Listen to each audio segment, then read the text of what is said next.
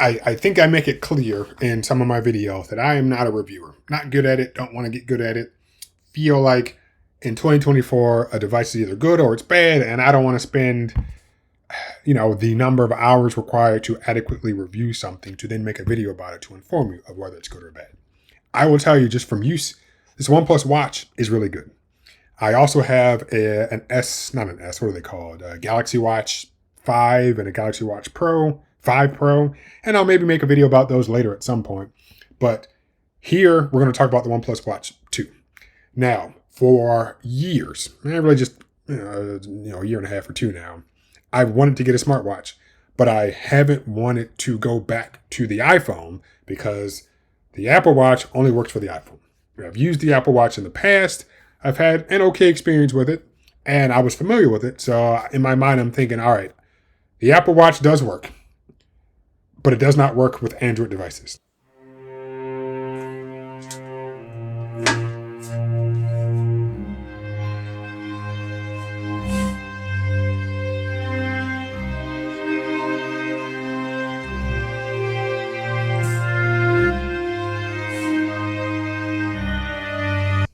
I have used Android smartwatches in the past and have had poor experiences with them. So I wasn't too sure if I wanted to give them another try. But I did. Again, with the Galaxy Watches, I'll talk about those later. But for this OnePlus Watch 2, first thing I'll say is I didn't even realize there was a OnePlus Watch 1. So not going to pretend that I've been tracking their devices and or watches for any length of time. I saw YouTubers review it, talk about it, and talk about the one thing that for me is what I was looking for. And for me, the thing I was looking for, which I hope you will be looking for, is battery life. So here, looking at the OnePlus Watch 2, let's scroll down. And that hinted on it right there, but let's scroll down a little further because there's a ton of stuff for you to read and, ingest. But here, there's going to be two numbers that OnePlus brings up. So 100 hours.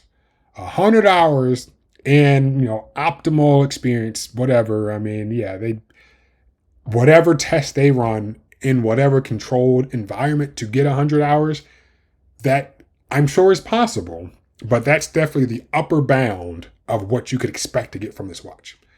If you scroll a little further, it'll change to, 48 hours. So, just regular use for most people, expect to get 48 hours. Now, the reason that that's all I'm going to talk about is because that's all I care about. So yes, I'll let you know that the watch integrates fine with the phone, and I have had zero issues. If you have any questions, put them down in the comments, and I'll try my best to answer them. But you come over to the Apple Watch, and you have a couple of options. So we haven't talked about price with the OnePlus, but I'll let you know it starts at $299, and you are frequently able to get it for $250 for easy trade-in options, and you could probably even get some more discounts. So for $250, we'd be looking at the SE. Okay, and remember those two numbers: 100 hours and 48 hours in whatever controlled environment they've created. And here, for the for the Series 9, starting at $400, or way more, so more expensive, and then the Ultra 2, $800, so extremely more expensive. But you come down, all the stuff that they have, I don't really care about the fitness stuff or the health stuff because I don't use it for those reasons. But for battery life, 18 hours is what you can expect at most for Apple's offering at a similar price. 18 hours, substantially less than 48 hours and way less than 100 hours. Also, 18 hours for the Series 9, which is still substantially less than 48 or 100 hours, and then up to 36 hours in low power mode. So cool. Now over here for the Ultra 2, it's comparable. Not going to lie, those are comparable numbers. However, the watch is $800, so over twice the amount. And I'm going to say just flat out 3 times the amount of what the OnePlus Watch 2 is, because you can easily get the OnePlus Watch 2 for $250. So again, as I was saying at the beginning of the video, and if I didn't say it, I need to say it now, one of the reasons I did not want to get a smartwatch One of the reasons I use wired headphones is because I don't want to have to worry about charging another device. But once I committed to the idea of getting something that has a battery in it, I wanted something that I did not have to charge as frequently as I would charge my phone. So here, what Apple has to offer in their controlled environments, they are telling you the most you as a user can expect. And then up at the top, we saw how much you as a user can expect to pay for these devices. And then you as a user, when using these devices, can only use it with an iPhone. That's something that you are now stuck. You are locked in. But this OnePlus Watch 2, 48 hours or 100 hours, somewhere in between. Now, I will tell you this. I don't use it for fitness stuff. I don't sleep with it. I turn it off every night before I go to bed. So I am able to make this watch go a whole week in between charges. And I don't have it on the ultimate whatever power saving mode. Last week when I did have it on, I think it asked if I wanted to switch to the ultra low power modes, whatever it's called, for once the phone I think hit either 20 or 50% battery life. And that was, I think, like day 5 or something, and the battery had reduced to that percentage. So I did turn it into I did turn on the ultra power save mode, and yeah, it just started sipping power. I mean, it was like, okay, I could keep using it probably for another couple of days. I mean, yeah, just flat out, I know I could continue using it for another couple of days at 15%, and then it would slowly trickle down. But all this to say, and here we are, great. I shot this video earlier and I reshot it because I think I was at 15 minutes or so, and I wanted to get it under 10 minutes. Apple makes some fine products. I am not going to say that everything they make is garbage, because that just simply would be a lie. In fact, I always preface it and always mention it. I'm using a Mac right now to record this. This thing has impressed me almost at every level. Everything that I throw at it, every time I find out a new feature, I'm like, man, this thing is great. But the iPhone, which I made other videos about, and the Apple Watch, they're fine. And that's really all I can say is they're fine. And this is the perfect example of me knowing that the Apple Watch exists, knowing that I've used them, and knowing that I've had an okay experience. But me also knowing that I don't want to have to go back to using an iPhone to now use this smartwatch that I have some experience with. So coming over to OnePlus, I said, I'm going to give it a try. Thank you for YouTube, and thank you for all the actual reviewers out there who were able to show that, man, this is a good device. It's way better than the OnePlus Watch 1, which I knew nothing about. And so far, after, man, I want to say it's been maybe 3 weeks, close to a month that I've had this. Yeah, let's say about 3 weeks. I'm satisfied with it. Man, it's a clean look. Now, the last thing I'm going to say, and I'll probably include it in another video, is there was one reviewer on YouTube who made some comments about the watch. And it's not like, oh, I'm taking it personal. But the one thing I do remember, because it really stood out to me, is that OnePlus is not making a bunch of custom watch bands for their Watch 2. And this particular YouTuber thought that that was a huge miss for OnePlus, because he's like, oh yeah, the watch is available. People want to customize their stuff. And OnePlus just isn't offering those customization options. Consider subscribing.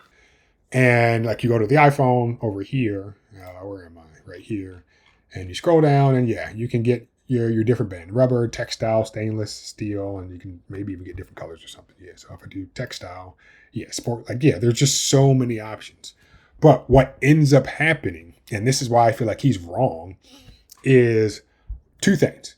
One, the watch band options for this watch, whatever the standard size is, like I can take this off and I can just go to Walmart and buy a watch band that, whatever the size is, and it'll just work, because that's what OnePlus chose to do. But the main issue, and again, I think this is why that individual got it completely wrong, is even though you might buy, your Apple Watch, and you might not buy another watch band from Apple, the R&D required to make these watch bands, the cost goes back into the overall cost of the watch. even if you don't buy these. And of course, when you buy them, you have to give them more money. But the time, the effort, the materials to go into the creation and manufacturing of these additional watch bands from Apple filters back into just the cost of the watch itself. So I think OnePlus did it right. Of hey, you got everything that you need. The wristband will work on you.